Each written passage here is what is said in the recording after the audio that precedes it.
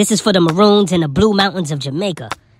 This is for all my Native American Moors of Turtle Island just minding their business in Canada until all this colonization bullshit. Ronnie! My bad, Auntie. Chill, this is phenomenal. Talking about Snoop Dogg before we came on. Breaks my heart. I've been a Snoop fan. Yeah. Snoop out here in these streets losing friends. Snoop losing a lot of friends. Matter of fact, about a week and a half ago, almost 2 weeks ago, I interviewed Chris Gotti for my podcast. I think that might be the next episode we upload. Okay. And me and Chris, we talked about everything and talked about him. And it was so crazy because I kept like lightweight cutting him off because there were so many things that I wanted to know, you know? And it was like we would get to talking about one thing, and I'm like, okay, so the intersection between Murder Inc. and Rough Riders, and he starts saying, oh, wait a minute, but DMX. Like I'm sitting there with the holy grail of a huge, huge section of hip-hop history. And, you know, in honor of him, I wore Adidas. I rocked some shell toes. It's a good time. And then we got to talking about Keefe D. And then we got to talking about Suge a little bit. And I asked him what he thought. And he flat out said that Snoop is loyal. Wow. And he losing friends. That came out of Chris Gotti mouth. Unprovoked. Wow. As a shot. Flat out. And then I went back and started doing some more research because I wanted to make sure if there was any like articles or anything that I wanted to clip into the interview, just, you know, to corroborate, do a little voiceover commentary, you know, blah, blah, blah, blah, blah. Right. And then I bumped into that fucking Drink Champs interview with Warren G. Have you seen that? No. Very interesting. Amidst all of the drinking and fuckery, I hate that fucking show. It's like a game of truth or dare gone wrong. But it was like Warren starts talking about the day Pac got shot. And he wasn't going to the fight. So he had a fight party at his crib or whatever. And he had invited Snoop. And he said Snoop had turned him down weeks before the fight because he said he was going. And for whatever reason, Snoop decided not to go to the fight with Suge and Pac, which is crazy. Demanded that neither Daz nor Corrupt tag along. And all of a sudden just popped up at Warren G's house, unannounced. Like, hey, I changed my mind. I'm here for the party. And he said he kept noticing that he had just like, you know, remember those Nextel chirpers? Yep. Yeah. That could work from state to state? Yep. Well, he said Snoop had one. And he was talking on it on and off the whole day. And then he said the damnedest thing. He said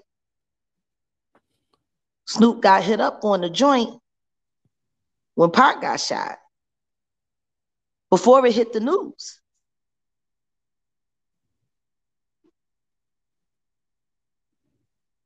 Ain't that interesting? Very.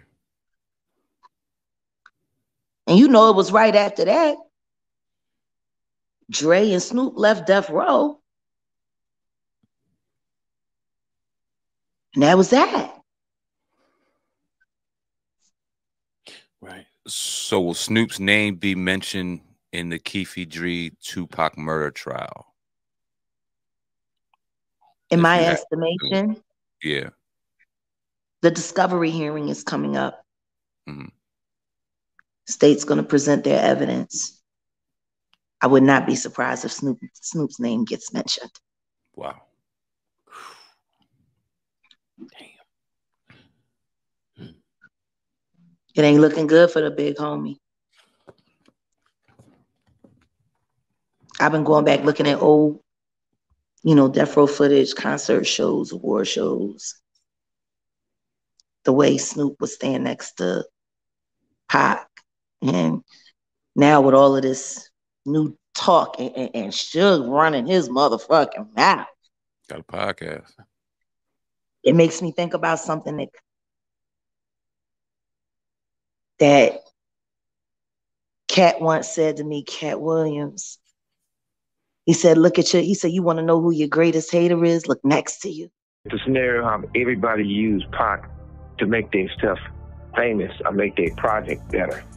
You got people who use their songs with Pac and tell them how much they love Pac, but they do songs with Puffy.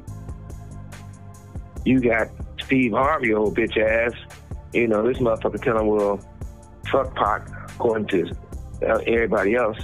He brings Snoop and Puffy on there and say, these are dudes who's running this shit in the East Coast, West Coast shit. Yo, Steve, check this, man. All that East Coast, West Coast stuff is a bunch of media hype. It's been my dog from day one, you know what I'm saying? It's all good between me and him. That's my peoples. For real, that's what we came in for. We came in to light it up and ride it up. We make music with hands. Now, fuck Pac. If you love Pac so much, how you with the motherfucker that everybody say got something to do with the first get down that happened to Pac in New York, then the second one. Damn. And just hearing Cat, say that in my head and looking at this old footage, the way that Snoop was standing next to Pac, it's starting to feel a little creepy. Yeah.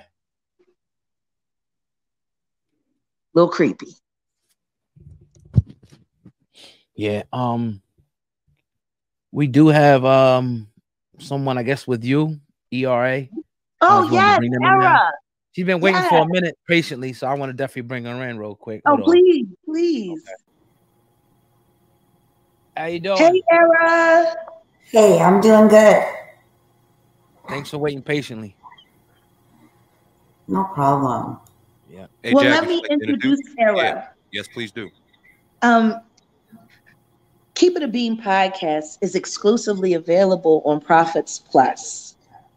Profits Plus is a new technology app that's up and running. It is independently owned. It is a Black-owned company, and this wonderful woman here designed the platform. So she's going to be navigating how the whole Jaguar Wright algorithm works in this rogue space, which is quite the challenge, but I think she's up for it. Era, would you mind, because I think it's so fascinating about you, would you mind sharing with the fellas what's your name, where your name comes from? Oh, sure. So my name is actually Equal Rights Amendment. My mom was a delegate for the ERA. So when I was born in 1977, I did the March on Washington at 6 months old. President Carter, Rosalind Carter, Gloria Steinem, Bella Abzug, Maya Angelou, they all had a part in my early years. So awesome. So phenomenal, right? Absolutely. And she's a tech wizard. So